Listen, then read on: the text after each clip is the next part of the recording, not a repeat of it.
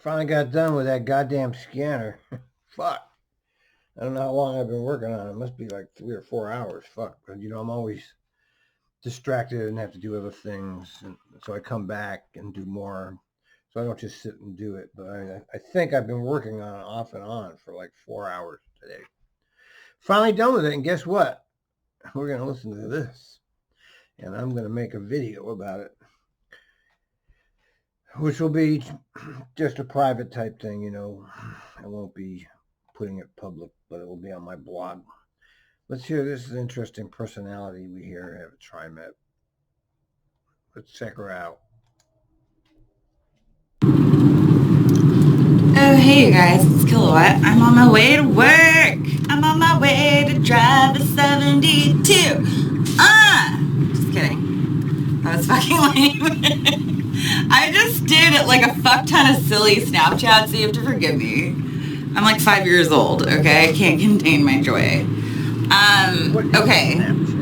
So, fun fact, we had a lunar eclipse last night in Gemini at 8 degrees, my 8th house, and in the next 2 weeks, the veil between the living and the dead, or the world of the living and the dead, or the spirit realm in our current reality state of 3D, is going to be super fucking thin. So if you have any psychic abilities, it'll be incredibly heightened. On top of the lunar eclipse, there is also Neptune going direct, which is sort of it's going to be fun for people with addiction issues. Oh yeah, welcome. So buckle up, my fellow transit riders. You shall be experiencing the drunk dude on the bus, or the tweaker Flavel. Fortunately, I'll be driving the #1 craziest bus route in Portland, so this is going to be some fun story time.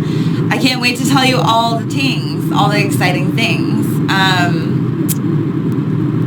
Fingers. She kind of reminds me of me. Of course, this is 15 years later, and she's a woman, and significant differences in our backgrounds. But the way she rants, it kind of reminds me of how I used to rant on camera back when you could do that shit, when you could film. I was filming while I was driving back in the days before they created rules against all of this. I used to rant like mad on all of this. Yeah, anyway, there's definitely some connection between the stars and what's going on Earth, but you know what? Us humans can't figure it out, man. You can't connect the dots. It's beyond our consciousness. But nice try, Kayla. Crossed, it's uneventful. Uranus is still opposite my Mars-Pluto conjunction, which means I could fucking die at any moment. Which is why it's so brilliant of me to Snapchat, drive, and make podcasts. I'm so stupid sometimes. Moving on. What the hell is Snapchat? What is Snapchat? What is Snapchat? How does it work, and what's the point? Yeah, let's see what is the point. Snapchat has changed a lot in the past. No, I don't want your fucking thing. Since the company stopped sending me spam, it's aggressive in making changes to the app to make things easier for Pocket Lint. What is Snapchat? Okay, here it is. Snapchat is a mobile app for Android or iOS.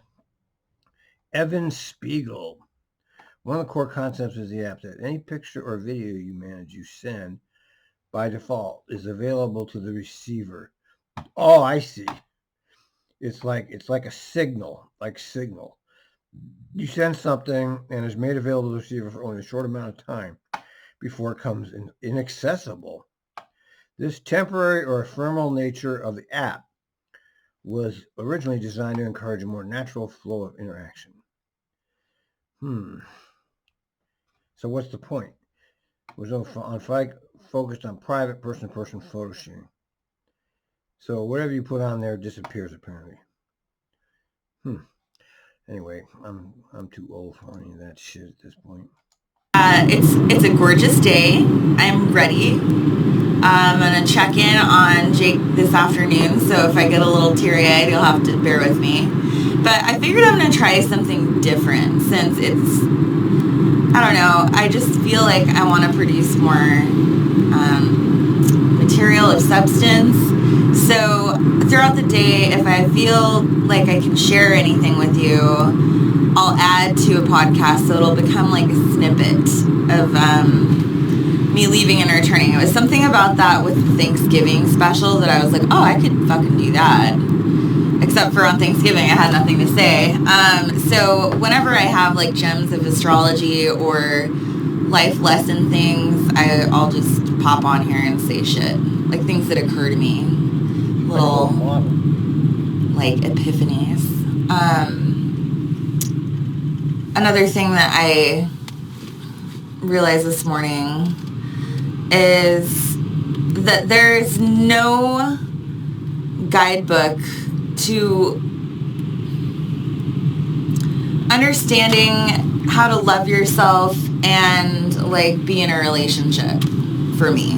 Like I don't understand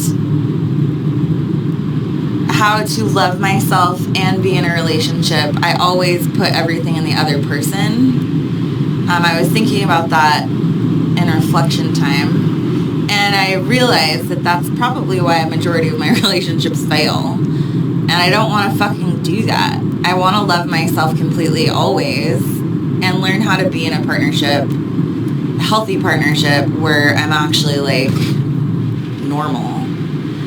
Because there's that extreme side of me that will give everything to the other person, and then my fucking cup is empty, and that's not how we roll. That's just not a good way to live your life, because I'm here to do shit too.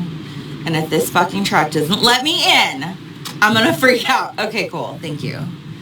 Anyway, I'm gonna go, because that was the little piece of info I wanted to share. I love you guys.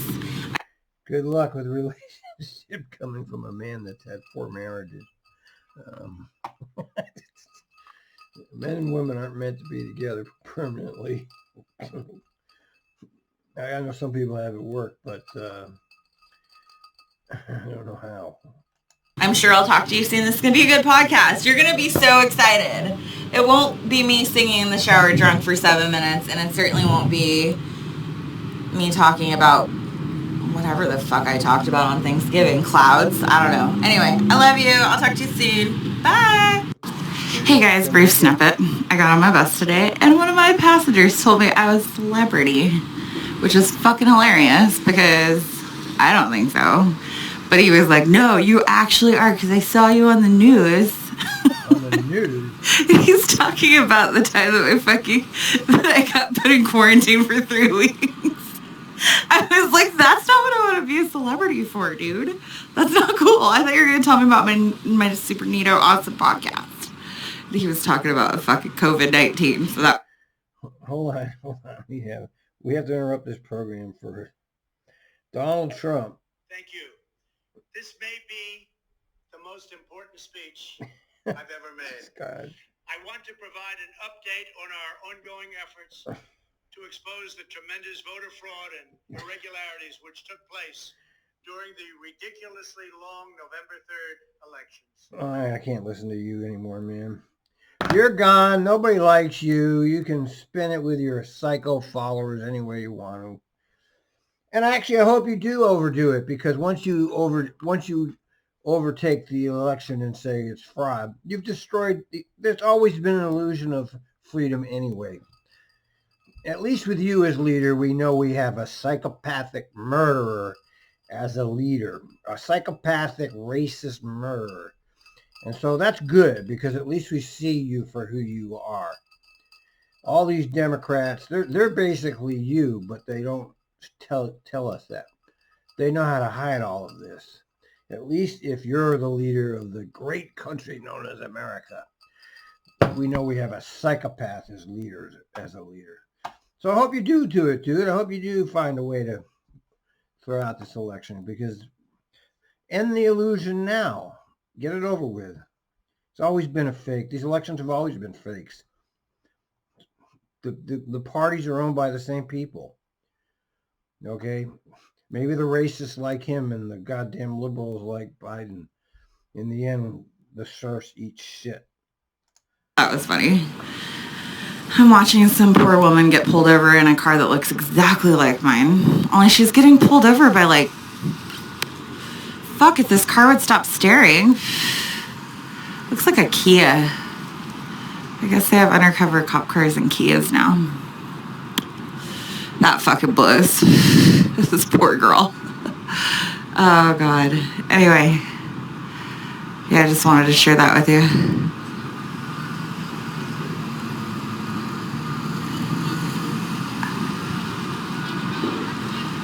Oh, there's some drama going down.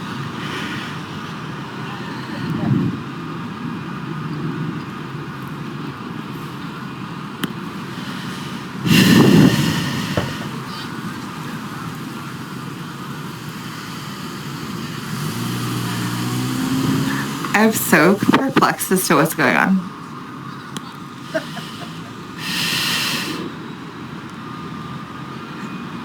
What's going on?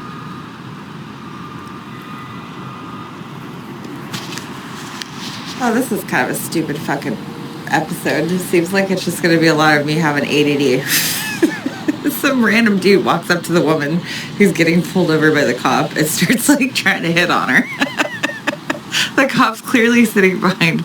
That's cute. Or it could be actually her boyfriend, maybe. That makes more sense. Look at me just creating this horrible story. You know, he's probably just waiting for his lady. Anyway. He seemed to be laughing quite a bit, so it's possible he is waiting for his girl. Yeah, so welcome to Celebrity Kayla Watt's podcast. COVID-19 celebrity. Shit, it's already time for me to go. Damn it. All right, bye. Hey, it's Kayla Watt. I'm on my way home. I failed you hardcore. Didn't do what I thought I was going to do, mainly because I just didn't find the words or the time. So just kidding on that idea. But the plus side is I do have some fun stories to tell you. Okay, yeah. First of all, I got to meet, so it's always exciting when one of my regular passengers finally decides that it's time we exchange names. Because it's cute. Like, I'll drive them around for fucking years and never know what their name is. And it's awesome. But today, one of my special passengers, Mario, introduced himself, gave me some candy, and expressed to me how scared he was to get COVID. But he's a cool guy. I mean, this guy is probably the sweetest. He's so social, right? And he's very, like, he's harmless and he's sweet, and his intentions are always very good. And he's got like a childlike demeanor. And so I vibe with that, because when I work, I feel like a fucking 5-year-old and I'm like playing on a kiddie ride. Like, that's how it feels. So he and I were chatting, and he expressed to me that he was he was afraid of the COVID, you know. And he's like, you know, I thought about it, and I talk to so many people all the time. And this dude does. Like, every time I see him, he's sitting there having a nice conversation with a complete stranger, like waiting at a bus stop. And he's just super social. And Here's the last love of my life, right here. She was the final woman in the history of Al's women. And she was the first woman to achieve gold grandmaster in the history of TriMet, by the way. And of course, we still are great friends. He's very just genuinely sweet. And he's like, you know, I talk to so many people, and I thought maybe I shouldn't do that. And he said, I tried doing that, and then I found myself getting sad. And he's like, I think when I talk to other people and I can make them happy, I am not as sad. And I was like thinking about it. I was like, well, it's probably, you know, the same way. Like, today I picked up a fucking passenger, my very first stop. Normally, there's nobody there. And I find every time that there is, there's always like some super crazy story that ties to it. And this guy was like not having a good fucking day. He didn't have any money. He was trying to get out toward the steel bridge, which I thought was really worrisome because I asked him, oh, how's your day going? And he was obviously camping, okay, on Swan Island. And he was like, fucking shit. It's all shit. It's always shit. And I was like, oh, no, I'm sorry. I hope your day improves exponentially. And he didn't think that was funny. And so I just said, you know, if it makes you feel better, I got a lot of shit going on too. So you're not alone. And then he started off on he must have had something going on mentally. He was having some type of sentence, like a conversation with himself about the others who put uncomfortable positions onto other people with regard to like simple greetings. He's like, everybody wants to know how you are, and then nobody actually wants to hear how you are. And I was like, well, no, I genuinely do. And he's like, no, not you. And I was like, oh, okay, sorry. And I sort of corrected him a little bit because he was going on like a real negative path. And he's like, it turns out the person who asked you how you are ends up making you feel shittier than before you met them, and their intention was just to make you feel better, or maybe it's just to make themselves feel better, but either way, you walk away feeling shittier. And I said, well, I guess that's pretty true, right? And he's like, what? And I said, well, if you think about the power we all have within ourselves to take our energy and give it to another person and how that can influence them, I imagine if you interact with enough people that are really shitty, you're going to feel real shitty. If you don't have like a barrier, like if you don't have a solid guard.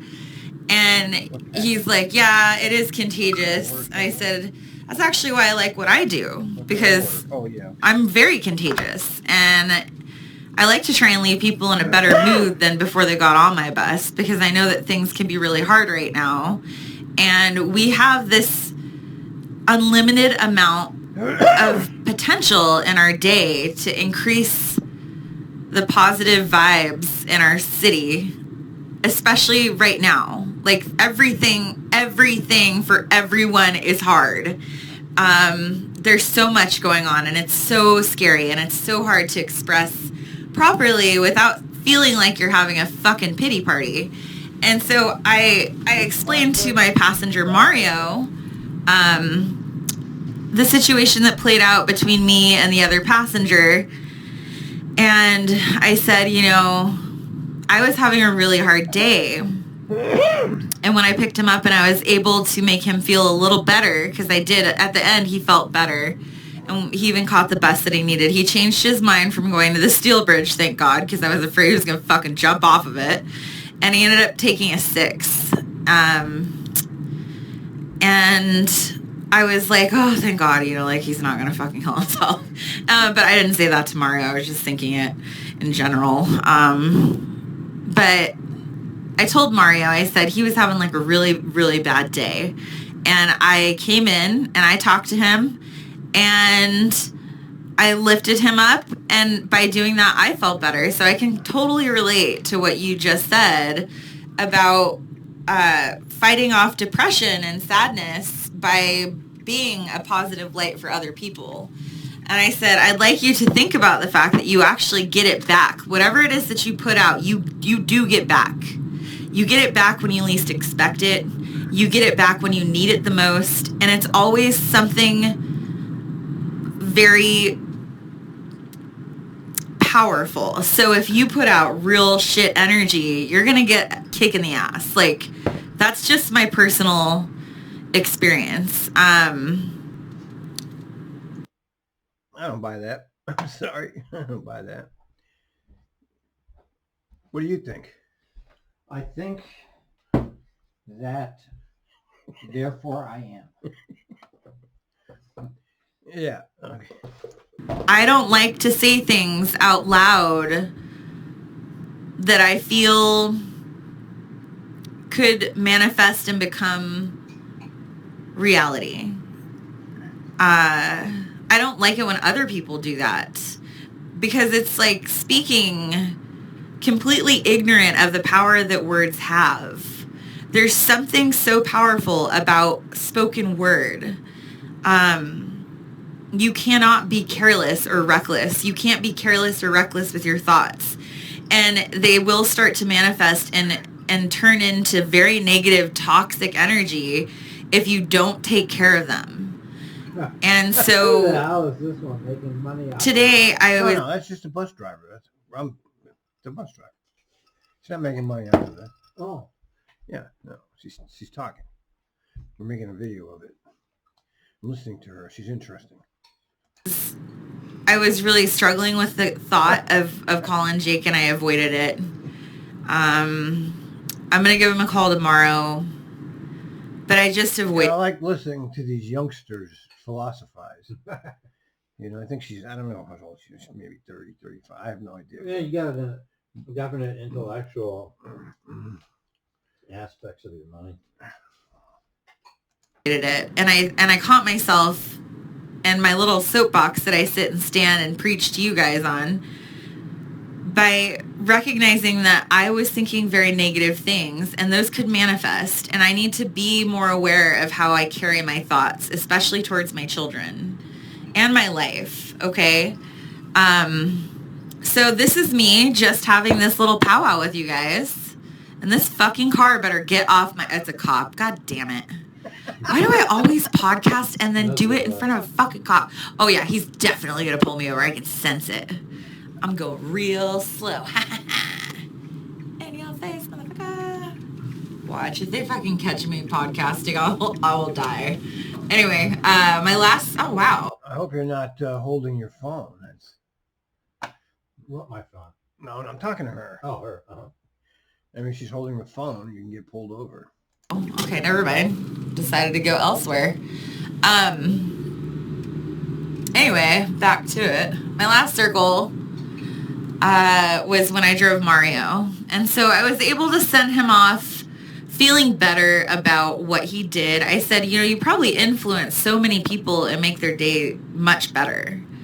And the sheer fact that, like, I come in contact with an entire city in high numbers of people can make a lot of difference if you make enough ripples of energy throughout this place that I love called PDX or Portland.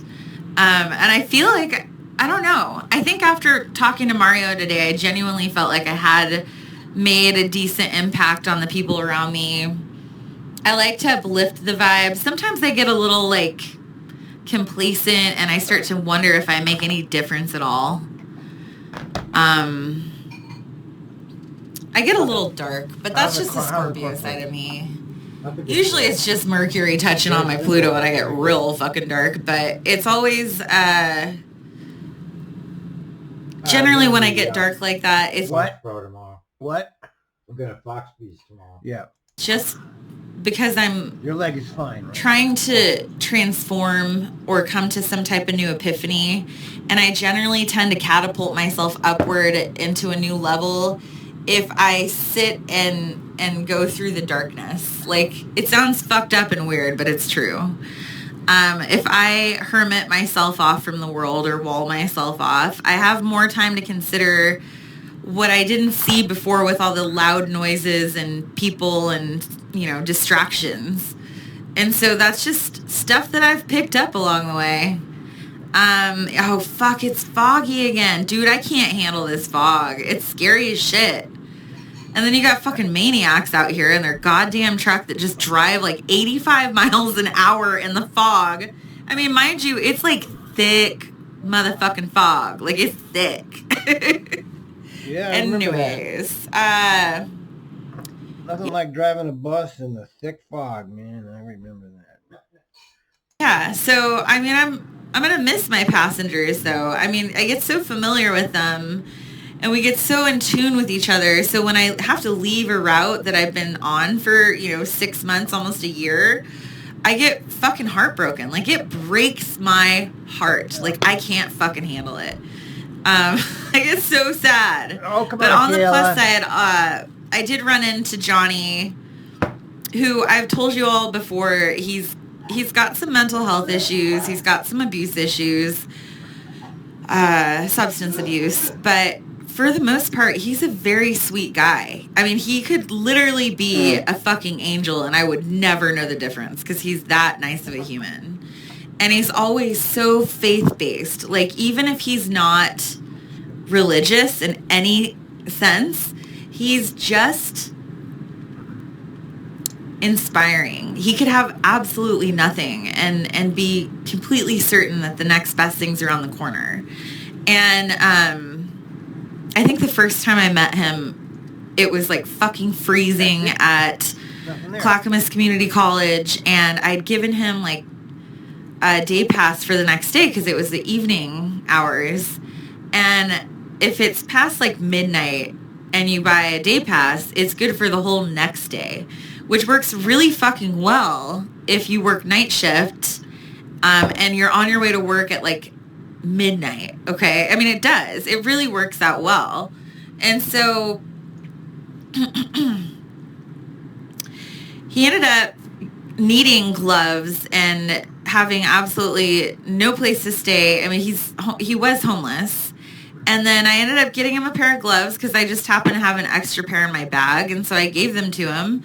And I told him that I gave him the day pass. And I told him that he just had to keep that faith and be like, I guess, positive inside, knowing that the things that you need the most will always come to you when you need them. And he told me, he started to cry, and he said, thank you. I was so cold, and I'm going to sleep outside tonight. And I didn't have any way to pay for the bus tomorrow, and I have to try and get this thing with housing. And he was just really worried, you know. And other times I'd run into him, and he didn't have any socks. And it would just so happen chance that my passenger, like, I've had passengers give me socks for homeless people or give me snacks. And I ran into him, and he was cold on the 14 line, so I told him to come ride my bus. And he sat down, and we were chatting, and I said, oh, I have something for you if you need it. And it was a pair of socks and some, I think it was like a couple of granola bars is what the gal gave me. She holds her sign up underneath 94th and Foster at the freeway entrance to try and pick up some, it's panhandling basically, but people give them to her, and it works well. And so she to help other people, she'll randomly give the bus driver these items, and then she'll go on her way. And it was just like minutes before I saw him sitting in a shelter, a bus shelter, that she had come up to me and asked how I was doing and how much she missed me on the 6 and all this and that. And then she gave me the socks and the granola bars and dipped out. And then, of course, I picked Johnny up, and I said, hey, I have something for you if you need it. And I gave him some granola bars and, you know, the pair of socks, and he started crying again. And he said, I knew that I would see you today, and I knew that you would be giving me exactly what I need. He says, you always come through when I really have nothing and I have no faith left. And it was just so fucking cool, right? And it was right when I was going through all this shit with Jake that I ran into Johnny again. And this time I picked him up, and he was wearing like decent clothing, and he wasn't dirty, and he had a fresh haircut, and he had a jacket on. And I was like, Johnny, what's up, man? I haven't seen you. And he ended up telling me that a gentleman from a church had crossed paths with him, and they were able to get him an apartment. And so the apartment is right off. It's funny. It's called Oregon. His home is Oregon, in Oregon. So cute. Anyway, sorry, that was really corny.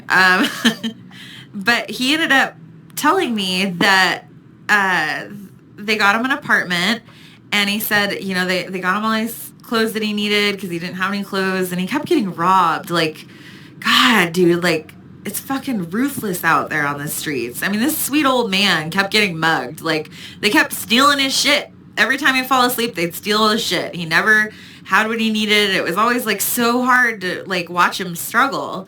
So I heard this amazing news. And then today I picked him up again, and he told me that he was really excited that he's getting furniture for his apartment. And he said, all this time I was so excited that I just got to be inside. And he's like, and now I get to have furniture. And he's like, it's my apartment. I get to live there. And I was just so fucking grateful. I was so thankful to see him do well. And that is the last little gem of positivity I wanted to pass on to you guys. Because the stories out there, they tend to blend, and maybe sometimes you don't get to connect the dots. Maybe you don't realize who Johnny is if you don't pay attention to people, but I go in circles all the time, and I know voices, and I know routine gestures, movements, backpacks, fucking everything. Like, I'm very lucky that I have a weird fucking brain that allows me to remember people the way that I do. Even though I think sometimes it's a hindrance, it actually does help me. So just keep that in mind. Like, things may be cloudy. They may be uncertain. You may have absolutely no idea how you're going to pick shit up and get this thing going. Like, it just feels hopeless sometimes. But there's always going to be another part of your story, and it never has to end now. It doesn't have to end ever. Because we continuously come back even after we die. But who you are... That's a theory. I don't want to come back here. Okay. And I'm hoping that's not true. Okay. I have a feeling she's right about that, and I'm sure hoping she's wrong. I get the feeling that time is a flat circle. And that's unfortunate, because that means that you have to live this whole fucking thing again. And I don't want to. I want oblivion. I certainly don't want to come back to this planet, this fucked up shithole. And everything that you've gone through is what makes your experience and your perspective so precious. So don't ever forget your value, that you're the only lens exactly like fitted to yours. Like, you're the only fucking you who's had... Yeah, and there's 7 billion of only you. You know who we are, man, in reality? We're like the little ants that crawl across your floor. But we have brains. So we think we're important, and the truth is that we're not important at all. It's all an illusion. None of it's true. We all end up in the same place, rich, poor. Some are luckier than others. I constantly try to figure out, why is that? There's no answer. We don't know the answer. We're not going to know the answer. We can't know the answer because we're not capable of understanding the answer. But we know we're here, and we know we won't be here eventually. I know I'm listening to this. This woman here is interesting to me because she's a bus driver. And I'm interested in bus drivers. And why am I interested? Because bus drivers, although disrespected in the culture, I understand that the culture is upside down, which means the things that are least respected are actually the most important things.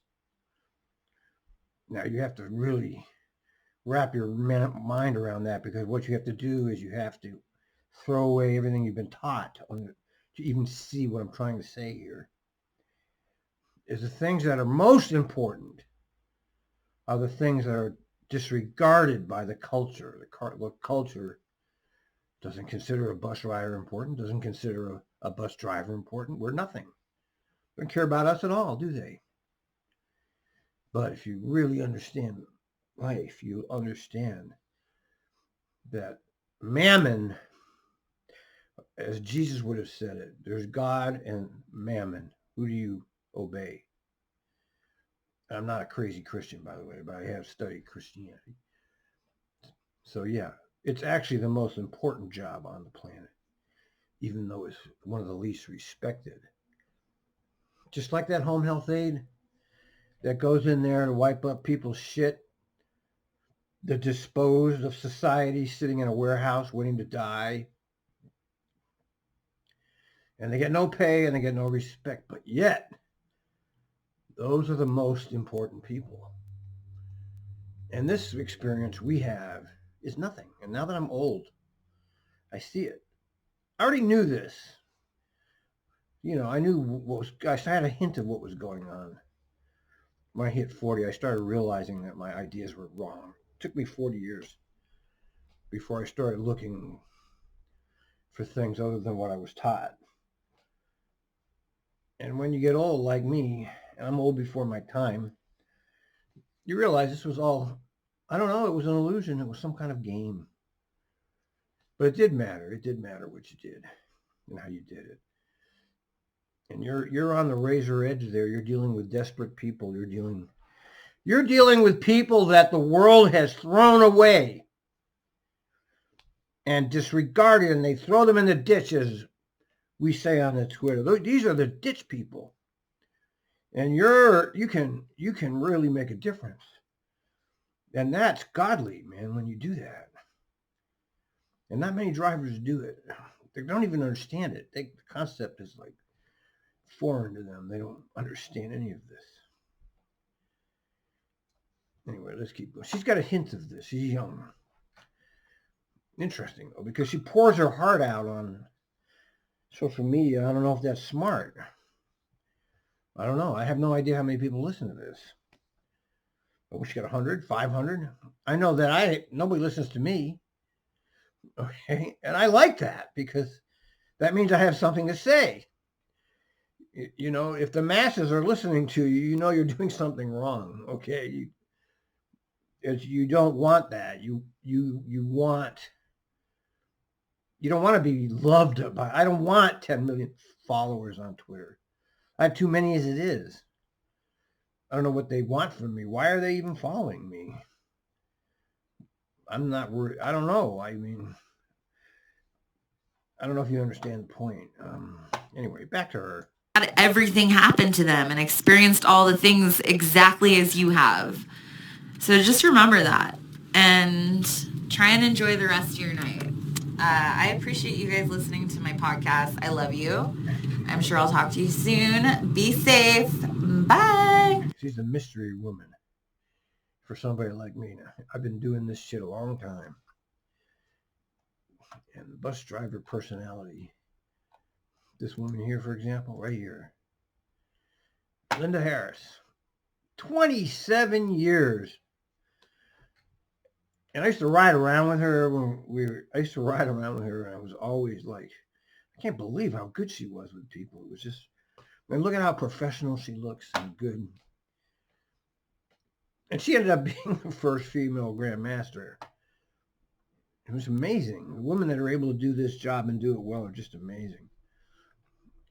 She had a bleeding heart like me. The bleeding hearts, the ones that just are softies.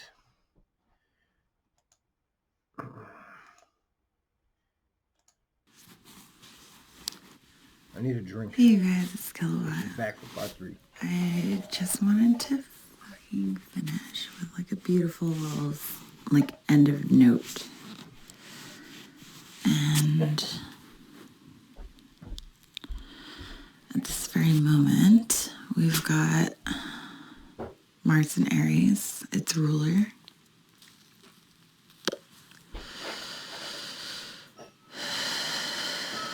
Pluto at 17 degrees Capricorn with Jupiter.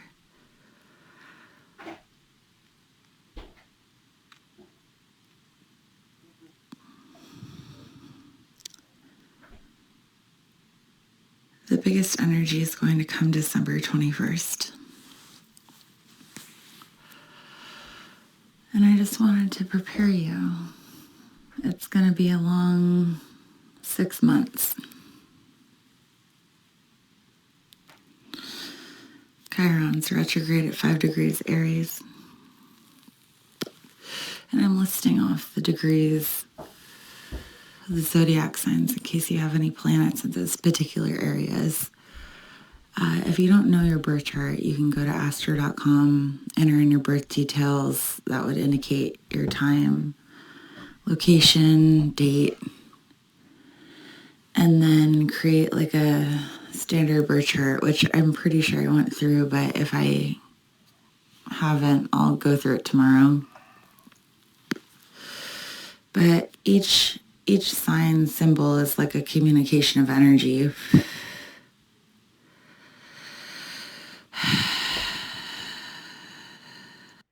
Interestingly enough, I studied this too, and numerology, numerous spiritual compasses, and my determination was that yeah, there's some meaning there, and we know that certain things are true, but there's so many complexities involved that there's no way you can predict the future at all. It's just we don't know what tomorrow brings.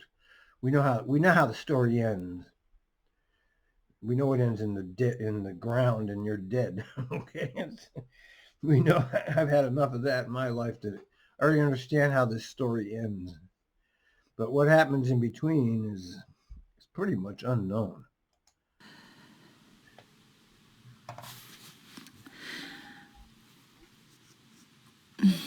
Pluto and Jupiter going forward. And they're going to be conjunct vertex, which in a collective chart is fated, meaning Abe Lincoln being shot was fated. Christopher Columbus was fated, no matter how horrible he was. This is all as it should be. And I'm hesitant to say that because there's a lot of ugly things that happen. Yes, of course it's all as it should be, because it is. It is. It is. It's not good. It's not bad. It just is. Yes, there's good and evil. But what's going on is going on. And I agree, it's fate. There's nothing we can do. We're ants. We're little ants rocking across the floor. The ant, he's going to find some food. That's what we're doing too. Happen in this life.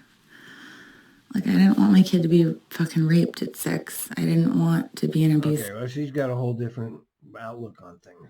She's a mother. I never had any kids. I knew as a young man that I didn't want to bring any kids into this world.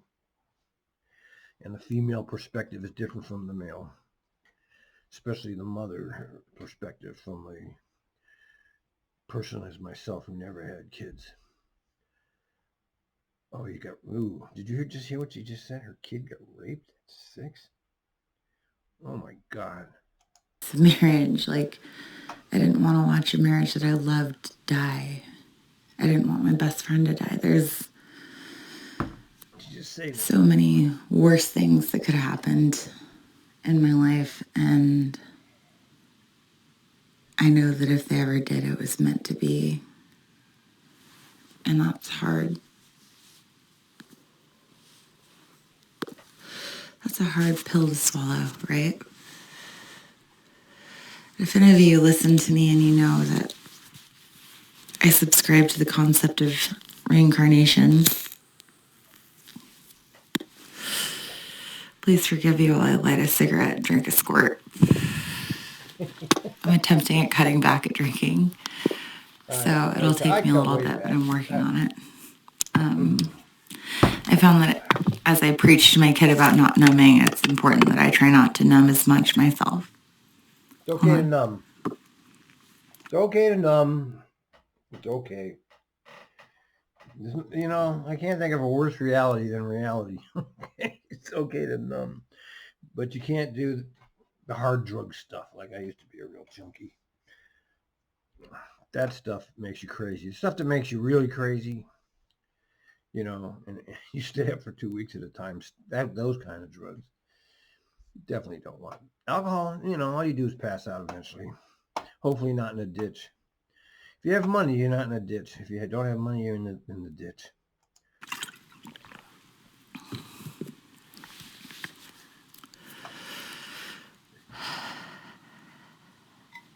As someone that subscribes to the notion of reincarnation, and I just dropped my cigarette, so hold on, I'm going to go grab one more. Oh, I have it. I'm standing under the light of a full moon. I mean, now it's waning, so waning means it's dying down. Waxing as it's building. As I stand under the light of this full moon, recent eclipse in Gemini, 8 degrees, 1:36 a.m. Pacific Coast time.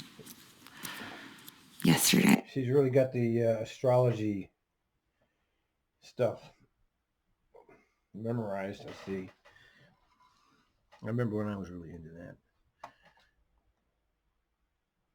So the 30th, that's when it happened.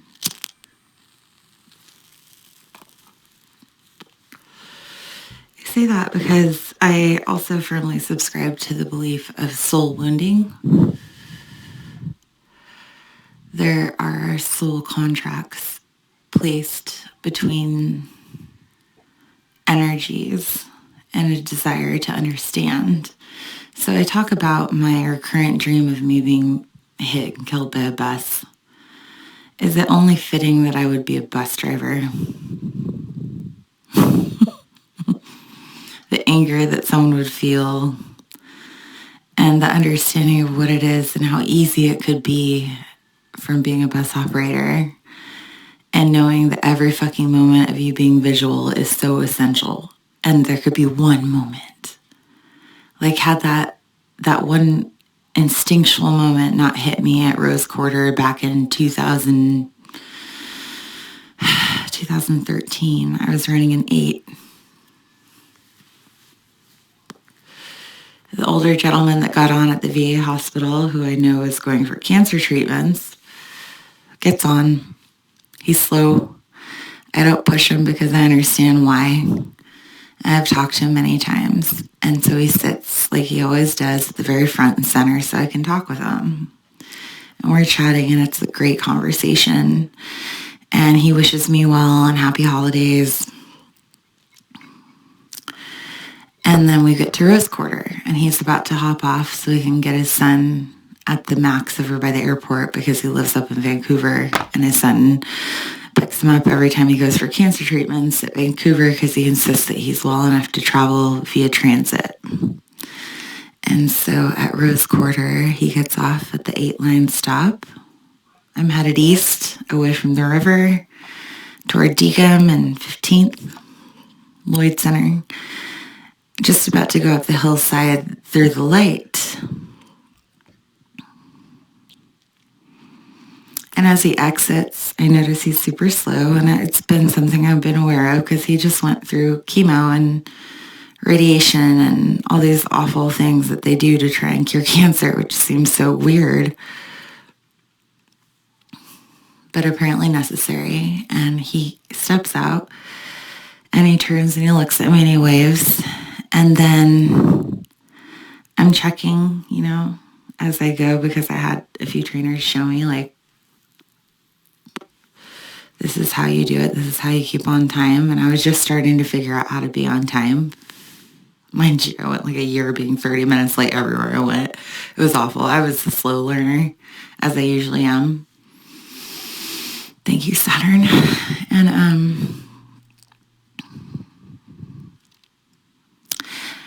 as I'm doing my deep scanning, to my left out my side window, I do a quick, deep scan, and I turn and I look to the passenger wheel and I look, to and fro, and I make sure no one's coming. And as soon as I'm about to release the brake and go forward to catch the light, I get a feeling, and I stopped and I thought to myself, where did he go? He wasn't that fast. He just got off. Where is he? She got the big picture. That's the big picture, lady. He catches the red line to the airport, and I'm looking over there and I don't see him. He doesn't have a cane or a walker. He's just slow. And I thought, that's weird. So I secure my vest and I commit to the light of being red, and I'm going to be late now, which means I'll miss the 70 headed to Sutherland. And that could potentially be the last one of the night. I don't really know what day of the week it was. I just know it was really intense. I'm going to get out of my bus. And I'm looking, and I look down to the left, just underneath the dual tire, and I see a tennis shoe. And this gentleman whom I've been driving throughout his cancer treatments rolled his ankle and fell underneath the front of my bus. Oh. And I didn't see it because I was deep scanning. And that's where it lies. That's where he laid. That's where he laid there, screaming, "Please stop, someone help." But his voice was too weak because of the cancer treatments. And I remember thinking to myself, this is why I listen to myself before I listen to anyone else. Because had I just gone and caught the light, I would have killed that man. That's an interesting story.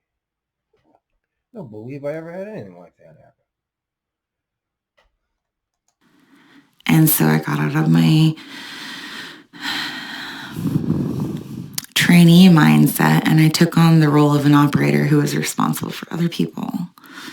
And I helped him up, and we called for road soup, and we checked him out, see if he needed medical. It was rolled as a non-PA because it was obviously not my fault. Oh, why was that even anything? He was off the bus and he fell. That has nothing to do with you. Interesting. Nothing was said, nothing was done. That's one of the beauties of that job. Here's some real advice for newbies. Be ready to walk away from that job in a second, okay? If something really seriously happens, just resign.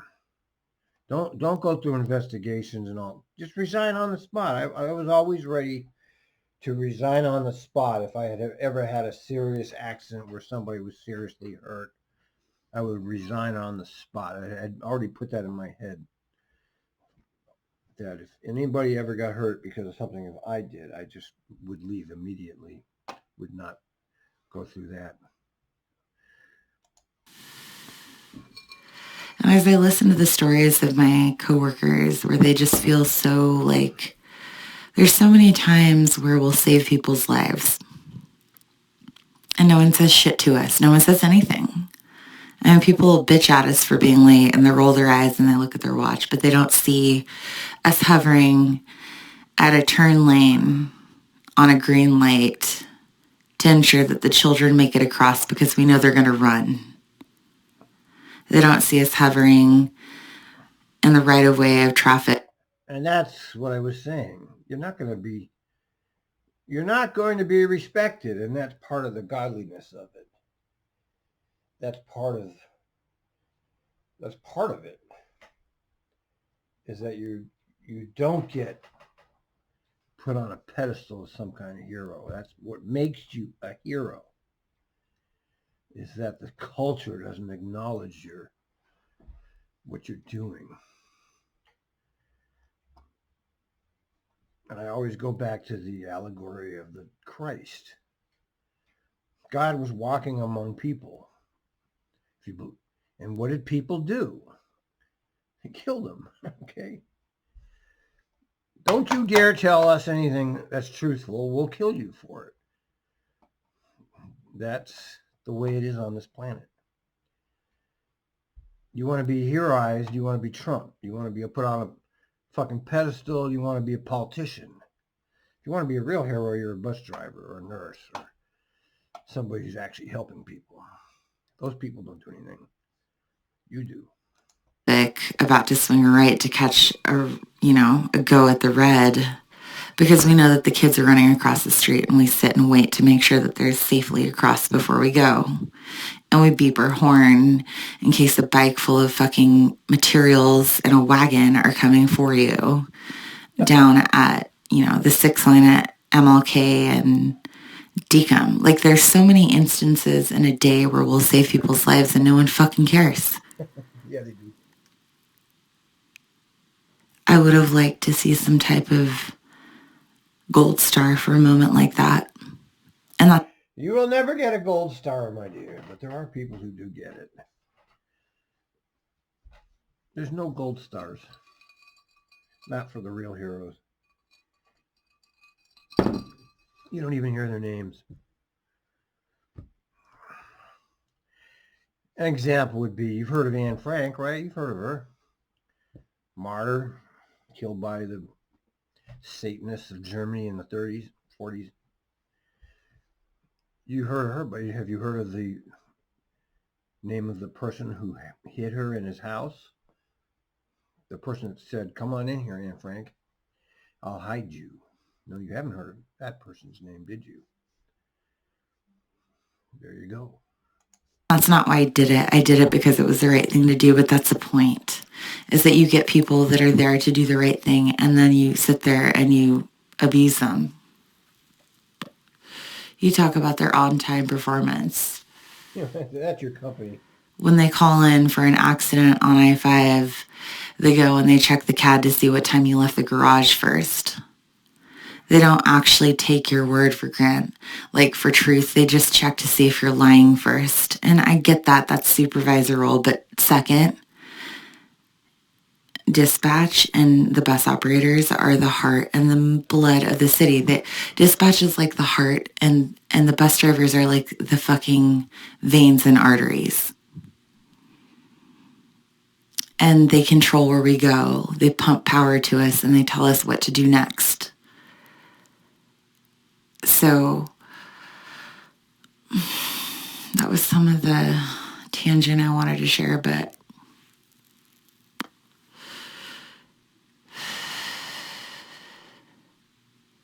there are so many moments today that happen like that. And I never share them, but you guys are getting the quiet, poetic Kayla Watt. I'm cutting down my alcohol so I get way more poetic in the twilight zone, like under the moon. And I start talking astrology and I get all poetic, but this is just me. In case you're interested in who hit Anne Frank, this is it right here. That's the real hero. Meep geese. She lived to 100. That's the real hero, because she was a Christian Dutch who put on her, she risked it all to help a Jew. The Jew was going to die because the Jews are like the soul of the Christians or something. They're the ones that have to keep dying over and over, just like Jesus was a Jew. They killed him. Now they're killing the Jews. Part of the same concept, but she's the one who was the real hero. And you never hear of her, but you hear of Anne Frank, but you don't hear of her. Same deal. Back to Contagion. And I'm different in all times of the day, so welcome. But I didn't publicly post this because I wanted you to get a firm understanding of what a day of mine is like, what my thoughts are, and just understand that I'm a human too, and so are a ton of other bus operators, and we feel so much throughout the day, and sometimes it serves us better to not feel anything at all. How old do you think she is? Well, she's about 30, 35, right? Half my age. No, you're not desensitized. You should be proud. So we turn robotic. Yeah. And I'd like to encourage you, if you are a bus operator, to stop being a robot and start feeling with your heart and let your intuition guide you, because mine does. And it saves lives every day, and it saves lives in numerous ways, be it talking someone from jumping off a bridge,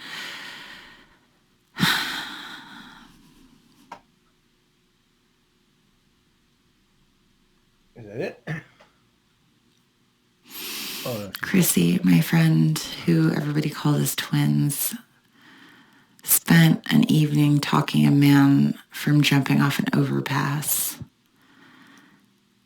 And she ended up killing herself. She took all the pills. And she called me that night, and I was hiding in the backyard at a protest. And I couldn't come to her. I didn't know that she needed me. But she also led her life with her intuition, and she saw him jump over that barrier, and she stopped her bus, and she got off that bus, and she talked him down. by offering him a cigarette because she was too fucking stressed out to deal with all of it. And she said, fuck it, I'm gonna have a cigarette. And he asked if she had an extra one. And she said, only if you come over here and talk to me. And she killed herself last month. Isn't that something? With a 16-year-old son. Wow. So no, we're not robots.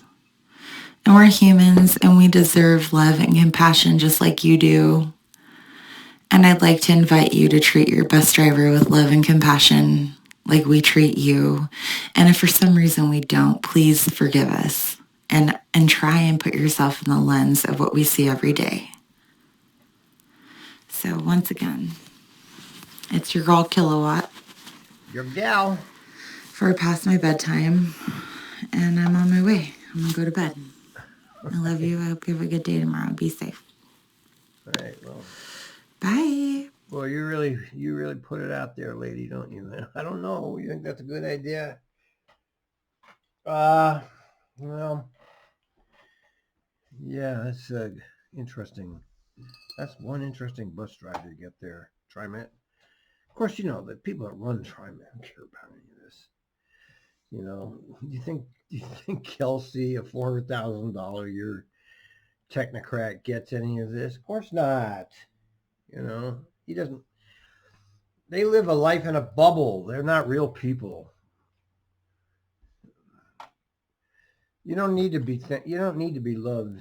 You do God's work. That's what you have to fucking understand. You know, you don't need to be respected. As a matter of fact, when you're not respected is when you gain the karma points. When you pull over for somebody running for your bus and you do them a favor and then they shit all over you, that's karma points for you. Especially if you don't react to them, man. I became a master of non-reaction. Of course, I use that job as a mental training exercise for myself. Because people will try to get you, man. You know, the sociopaths out there will try to get a reaction, but you don't have to let it happen. You can actually beat them. All you have to do is not respond. When they get crazy, don't you get crazy. That's that simple. I retired from that job with 0 accidents, 0 complaints, 15 years. One of the most distracted drivers possible. I still even talk to Angie, who's, you know, a groupie, a developmentally disabled rider that everybody, all the bus drivers hate her except for me and Scott and a couple others. I still talk to her. She still calls me. And we'll look forward to your next podcast. This is an ex-bus driver listening to a current bus driver signing off.